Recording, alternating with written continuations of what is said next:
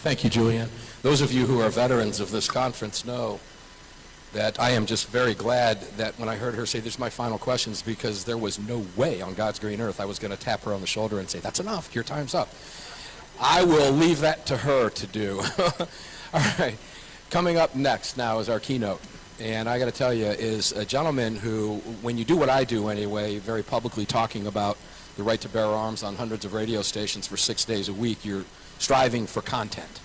And there are two people at this table who provide a tremendous amount of that content, not the least of which is Stephen Gutowski, who provided that content when he was with the Free Beacon and writing fairly and objectively about the right to bear arms, which was very refreshing, as all of us know. Stephen then founded The Reload, and I want to I haven't had really a chance to but I'll publicly thank you, because you are a go-to source daily with the emails that come out. I was, I guess, one of the first 20 or 30 members of The Reload, and I would encourage everybody to check it out. Stephen Gutowski is now not just a source for those of us, but also those in the media who might not have understood how to report on firearms. Stephen's going to explain how he does what he does, and thank you for doing it. Stephen Gutowski, founder of The Reload. Got it? There you go. There you go.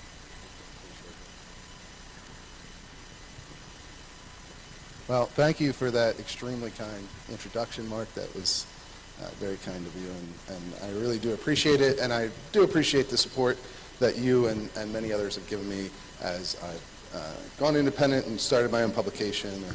And you know, it couldn't be done without the members that we have.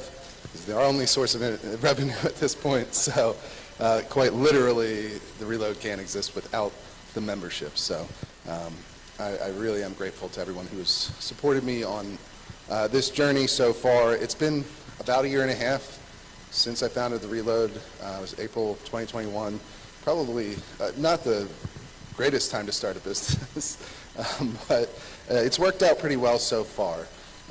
We've been able to cover a lot of stories across a lot of different topics, and I think that we've had a great impact to this point on national firearms politics and policy. You know, we've interviewed governors, senators, activists, and down to your everyday gun owner, probably the most important among them, frankly. But we've had stories that have been read into the congressional record. We have published leaked documents from the ATF that give insight into the rulemaking process that we've discussed a lot this weekend. We have published stories on the new generation of gun owners who've come up in the last several years, this expansion that we've seen in gun ownership in America that's exciting and interesting and undercovered in most of the rest of the media, as things often tend to be with guns in America. And we also, of course, published the stories that called into question the character of President Biden's first ATF nominee, which ultimately led to his withdrawal from nomination for that position. And so, we've had quite a bit of success to this point, and we've done that with a very small amount of resources. There's one full-time person who works at The Reload, and that's me. I have a couple of part-time people that help as well and who do great writing for us and editing and edit our podcast, and I get a lot of great support. But it's a very small team, and we started The Reload on basically what was in my savings. So not a lot of money, because I worked for 6 years as a reporter before going to start The Reload, so that's not a high-income position in most situations. And so the thing I want to get across to you today is that this is something that's more possible than ever, to go out and start your own publication and have the kind of impact on national politics that we've been able to have. That there's a lot of space for those of you in this room today or listening at home to do what I've done. The bar for entry into creating a publication is lower than it's ever been. With the ascension of Substack and similar platforms. You can now create a subscription-based business for writing very easily, and you can run it yourself, and it's something that wasn't possible even 5 years ago. And it's something that I think we need more of. I think we need more people to get involved in this area. You know, there's a lot of people who write about their opinions or speak about their opinions on guns on either side, and some of them do it very well. We have some of the best here at this conference today on the gun rights side of that equation, and that's an important thing to do. But what I think we're lacking largely is people who go out and tell stories, who report, and who do it fairly and accurately, because, you know, in America there are 100 million gun owners, right? Over 100 million gun owners, and there are, as has been referenced a number of times, somewhere between 1.6 million and 2.5 million defensive gun uses per year in the United States, and most of those stories go completely untold, right? Most of the stories of the people who own guns, new gun owners that have come up, there's millions of them over the last several years, those stories are untold. You know, we've tried to tell some of them, but there's so many more. And each one of you in this room almost certainly knows of a great story that has been missed, that has not been covered, that is not a priority for major media, frankly. And that's something that can be changed through your own efforts.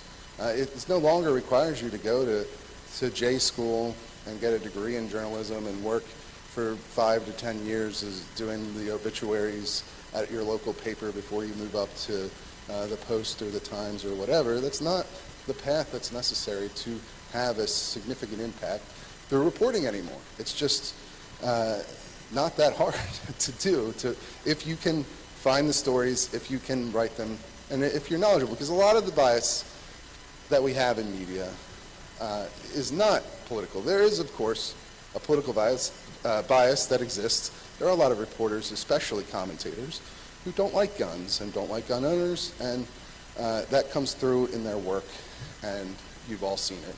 And we'll talk more about it, I'm sure, later on today. There's a whole media panel, right, Mark? So there'll be plenty more on that subject. But I think one of the main problems we see in major media is ignorance and a lack of attention to the issue. There are not gun beat reporters outside of, of me. There are a few other publications as well that do great work, Bearing Arms, Ammoland. There's a number in the gun community doing some fantastic original reporting in addition to the Reload, but it's not something that's valued in major media at ABC, CBS, and the other publications, the Times, the Post. And so when there are gun stories, and frankly the only gun stories they think are stories happen to be mass shootings and occasionally legislation, and of course those are not the only things that are interesting about guns in America, as you all well know. And that's where I think